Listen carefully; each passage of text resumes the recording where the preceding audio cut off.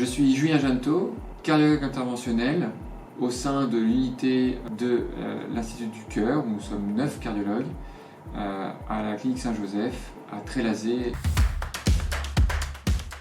Les maladies cardiovasculaires sont un vaste sujet. Communément, on parle de maladies cardiovasculaires pour désigner les maladies des artères de l'ensemble de l'organisme. Lorsqu'il s'agit des artères à destinée cérébrale, cela est pourvoyeur d'AVC, les accidents vasculaires cérébraux.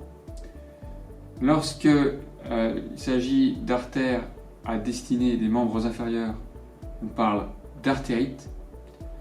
Et lorsqu'il s'agit des artères du cœur, ce dont on prend en charge quotidiennement à l'Institut du Cœur, il s'agit de l'angine de poitrine ou des infarctus. Le plus souvent, l'atteinte des vaisseaux, l'atteinte des artères est liée à une maladie qu'on appelle l'athérosclérose. L'athérosclérose, c'est le dépôt de plaques d'athérome. Ce sont des plaques de glucides complexes, de lipides, de calcaire, de produits dérivés du sang qui vont progressivement épaissir la paroi artérielle.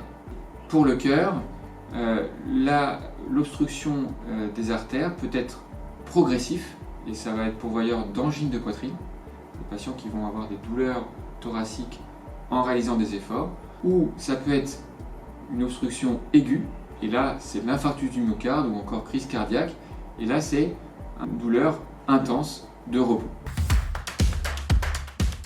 L'athérosclérose, les plaques d'athérome, se développent du fait des facteurs de risque cardiovasculaire.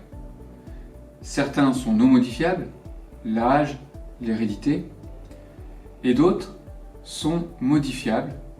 Ce sont l'hypertension artérielle, le diabète, le tabagisme, l'hypercholestérolémie, la sédentarité ou encore la surcharge pondérale. Pour éviter de développer une maladie coronaire, ce qu'il faut faire, c'est dépister et traiter les facteurs de risque cardiovasculaire. À l'échelon individuel, ça correspond à ne pas fumer, à avoir une vie saine, à manger sainement, équilibré, et notamment à éviter les graisses saturées, et notamment les graisses saturées trans qu'on trouve dans les produits industriels. Il faut aussi lutter contre la sédentarité et réaliser une activité physique régulière, quasi quotidienne. Et puis, à l'échelon du médecin et du patient, c'est dépister les facteurs de risque et lutter contre l'inertie thérapeutique face à une hypertension artérielle ou à une hypercholestérolémie. Oui, il y a de nombreux examens de dépistage de la maladie coronaire et des maladies cardiovasculaires dans leur ensemble.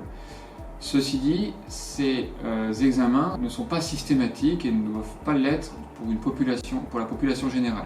Ils sont prescrits en fonction des symptômes des patients et de l'examen du praticien. Ce qui devrait être systématique finalement, c'est le bilan lipidique et glycémique très régulier dans toute la population pour dépister et traiter un excès de cholestérol ou un diabète. L'infarctus, c'est l'artère coronaire qui se bouche d'un coup et ça donne le plus souvent une douleur thoracique intense derrière le sternum qui serre et qui irradie dans les bras ou dans les mâchoires. Mais parfois les symptômes sont plus atypiques et toute oppression thoracique doit nécessiter l'appel du SAMU. Selon la régulation du SAMU, le patient pourra être pris en charge directement en salle de coronarographie pour déboucher le plus vite possible son artère s'il s'agit d'un réel infarctus. Et dans le cas contraire, une évaluation avec d'autres examens sera réalisée dans des services d'urgence cardiaque ou générale. Il y a d'autres symptômes qui peuvent aussi alerter. Ça peut être l'essoufflement ou encore des palpitations, des malaises, des pertes de connaissance.